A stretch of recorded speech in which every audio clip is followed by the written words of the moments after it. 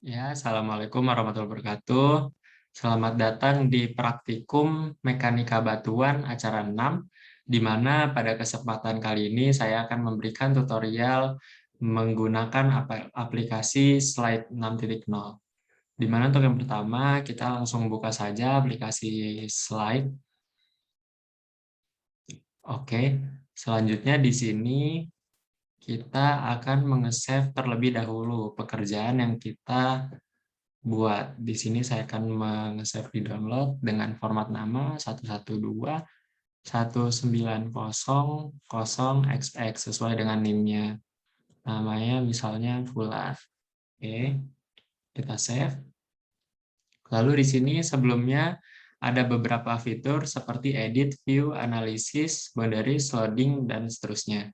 Di mana akan kita bahas sembari dengan kita membuat surface atau permukaan dari apa yang ingin kita analisis. Jadi yang pertama di sini di view itu ada grid. Fungsinya buat apa sih? Untuk memunculkan grid-grid dari workspace atau lembar kerja kita. Oke, di sini untuk gridnya saya ingin membuat satu saja. Di sini show untuk menunjukkan gridnya atau memperlihatkan gridnya, sedangkan ketika tidak dicentang maka gridnya akan hilang. Oke, langsung kita klik OK saja. Oke, di sini untuk jaraknya sudah satu-satu antar titik, baik itu X ataupun Y. Yang pertama mungkin kita akan membuat surface-nya terlebih dahulu. Oke, di sini kita klik Add External Boundary. Lalu kita langsung masukkan saja koordinat yang ingin kita gunakan. Misalnya untuk awal saya akan menggunakan 0,0. Oke, kita enter. Oke, di sini sudah koordinat 0,0. Lalu misalkan tinggi yang saya ingin buat yaitu 10. Berarti untuk koordinat X-nya tetap 0 dan koordinat Y-nya 10. Oke. Nah, ini 0,10. Kita akan mengklik di sini ya.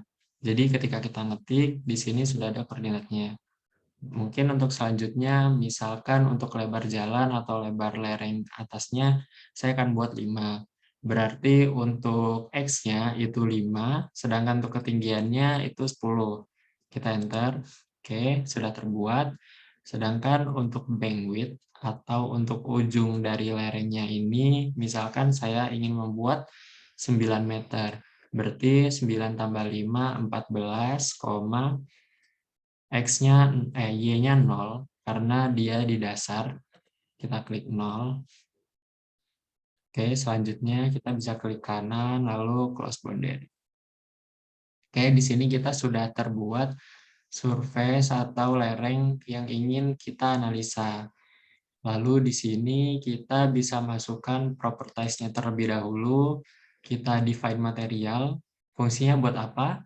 Untuk menentukan material apa saja yang ada di dalamnya. Misalnya material pertama akan saya buat material A dengan warna nantinya akan dimasukkan sesuai litologi. Di sini kita ambil contoh misalnya hijau. Lalu untuk unit weight-nya dimasukkan sesuai dengan ketentuan. Misal saya akan membuat unit weight-nya 20 saja di sini. Lalu di sini ada strength type, dan ini dipilih sesuai dengan parameter yang kita miliki. Misalkan di sini saya akan coba Hawk and Brown. Nah, parameternya di sini ada UCS, S, dan M. Tapi karena parameter yang kita punya adalah kohesi dan pi, maka kita menggunakan more column. Kayak di sini kohesi misalkan saya masukkan 10, lalu pi-nya 35. Oke, untuk material kedua kita masukkan misalnya material B dengan warna yaitu kita ambil orange saja. Di sini unit weight-nya kita misalkan 10, lalu kohesinya kita buat 5 dan pi-nya kita buat 25 misalnya. Ini disesuaikan dengan data yang diberikan nantinya. Oke, yang ketiga di sini ada material 3. Misalkan kita masukkan material 3 yaitu C. Ini kita masukkan material sesuai dengan data material yang kita punya. Misalkan kita punya 5 material, maka kita masukkan 5. Dan ketika kita hanya mempunyai 1, berarti kita hanya memasukkan 1. Seperti itu. Misalkan di sini saya buat 15. Untuk kohesinya kita buat di sini 3. Untuk pi-nya misalkan 10. Oke, lalu kita klik OK. Nah, di sini dia akan berubah sesuai dengan apa yang kita buat tadinya. Nah, di sini kan dia dijelaskan material A dengan unit weight sesuai dengan yang kita input. Lalu di sini untuk memasukkan perlapisan, kita bisa menggunakan add material boundary. Nah, di sini misalkan di perlapisan pertama di sini kita masukkan bentuk perlapisannya seperti ini. Oke, kita masukkan. Oke, ini perlapisan pertama. Lalu misalkan kita memasukkan perlapisan kedua. Di sini ada perlapisan keduanya. Oke, kita masukkan perlapisan kedua. Nah, lalu untuk mengubah perlapisannya, kita bisa menggunakan fitur klik kanan. Oke, di sini klik kanan, assign material. Misalkan di paling atas saya akan memasukkan material B. Sedangkan untuk perlapisan kedua itu material A, ketiga kita masukkan material C. Nah, di sini ketika kita dekatkan, dia akan menjelaskan material apa yang ada di sana. Nah, di sini juga di paling atas, sesuai dengan material B yang sudah kita masukkan, di sini ada unit weight-nya 10 kN dengan kohesi 5 dan friction angle-nya 25. Oke, selanjutnya kita akan memasuki opsi surface, di mana kita akan masukkan surface option. Dengan surface tipenya adalah sirkular, kita masukkan sirkular. Lalu untuk search methodnya kita bisa menggunakan auto refine search. Nah, di sini bisa dimasukkan sesuai dengan ketentuan nantinya. Untuk saat ini saya tidak akan mengubah apa-apa di sini. Sedangkan untuk surface filternya bisa dimasukkan juga sesuai ketentuan atau tidak. Di sini ada minimal elevation.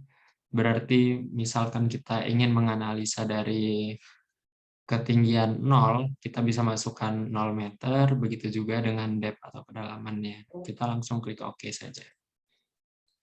Selanjutnya di sini ada loading, di mana untuk loading ini ada beberapa opsi seperti add distribution, add line, dan seismic load.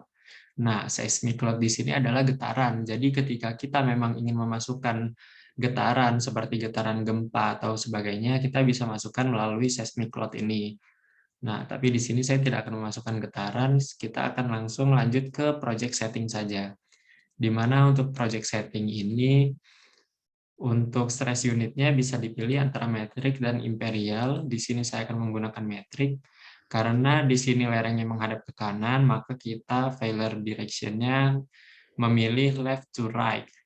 Oke. Selanjutnya metode. Di sini ada beberapa metode yang tersedia, bisa digunakan sesuai dengan kebutuhan. Selanjutnya di sini ada convergence option, di mana untuk number of slice ini adalah jumlah dari slice atau dari potongan analisa yang ingin kita gunakan pada analisis kelongsoran. Di sini saya akan membuat misalnya 50, atau boleh sesuai dengan ketentuan, di mana semakin banyak slice itu berarti semakin spesifik yang dihitung. Lalu iterasinya saya akan menggunakan 50 juga. Groundwater tidak akan saya input di sini. Untuk selanjutnya dibiarkan saja seperti default. Sedangkan untuk project summary-nya bisa diubah sesuai dengan ketentuan. Di sini saya akan mengubah menjadi praktikum mekanika batuan. Oke, lalu kita klik OK di sini. Lalu setelahnya bisa langsung kita komputasi. Oke, setelah dikomputasi sudah selesai, kita bisa klik interpretasi di sini.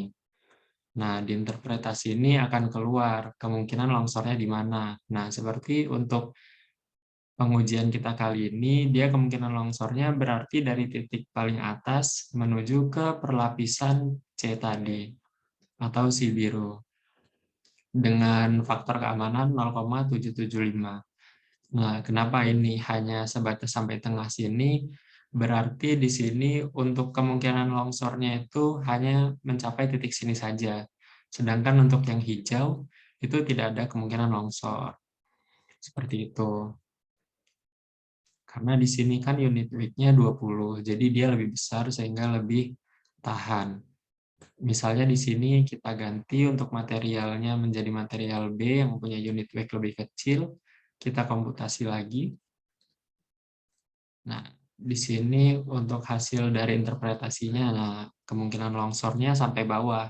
Kenapa? Karena memang unit weight di perlapisan paling bawahnya itu paling kecil atau lebih kecil daripada perlapisan yang ada di atasnya. Maka dari itu untuk kemungkinan longsornya dia sampai ke titik paling bawah seperti itu. Untuk nilai keamanan atau safety faktornya di sini didapatkan hasil 0,828. Di sini juga ada beberapa opsi seperti saw slice. Nah, di sini adalah perlapisan atau potongan-potongan yang sudah kita tentukan di awal tadi. Seperti itu. Di sini juga ada all surface, dia menunjukkan adalah permukaan yang berkemungkinan untuk longsornya. Ada beberapa opsi lain yang bisa dicoba sendiri oleh teman-teman praktikan di rumah.